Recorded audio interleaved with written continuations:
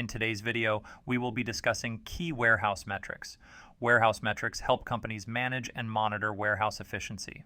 This means that by using warehouse metrics, we can analyze what is working well and what is not in warehouse management.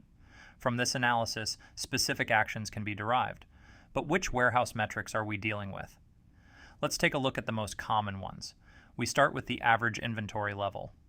The formula for calculating the average inventory level is beginning inventory plus the sum of the 12 monthly inventories divided by 13. Using the average inventory level, we can determine how the warehouse is typically stocked throughout the year. Next, we move on to inventory turnover. Inventory turnover helps us determine how often the products in the warehouse were sold during the year. An inventory turnover of 1 means that all the products in the warehouse were sold once during the year. The formula for calculating inventory turnover is inventory turnover equals the outflows from the warehouse divided by the average inventory level. Now let's talk about the average storage duration. This is calculated by dividing 360 by the inventory turnover. But why 360? It's simple. In commerce, 360 days per year is commonly used to maintain consistency with months of 30 days each.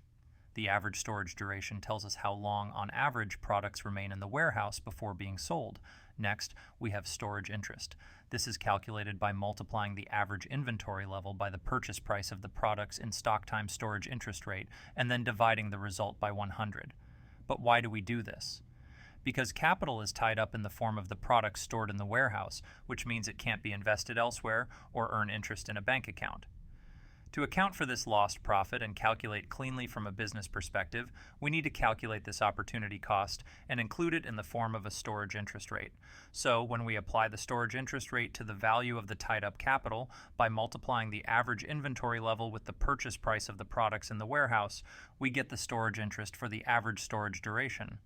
The company's profits should always exceed the storage interest, because otherwise it would be more profitable to put the money in the bank rather than continuing production. This type of cost is known as opportunity cost. Now that we've covered all the key warehouse metrics, it's time to apply this to a concrete example. Warehouse manager Lars has been tasked with calculating the warehouse metrics for his company.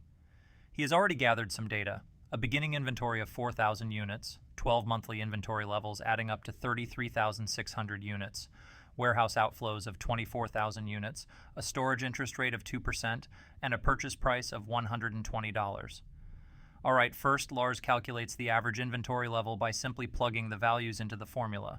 He calculates average inventory as 4,000 units for the beginning inventory plus 33,600 for the 12 monthly inventories divided by 13. The average inventory comes out to 2,892 units.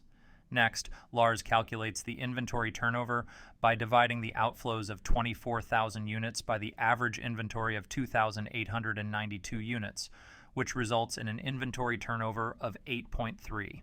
After that, Lars calculates the storage duration. To do this, he divides 360 days by the inventory turnover of 8.3, giving an average storage duration of about 43 days. Finally, Lars calculates the storage interest. Using the formula, Lars calculates storage interest as 2,892 units for the average inventory level, multiplied by $120 for the purchase price of the products, multiplied by 2, which represents the percentage for the storage interest rate.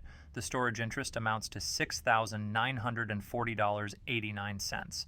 Perfect. Lars was able to calculate the key warehouse metrics, which significantly helps his company manage and control warehouse efficiency.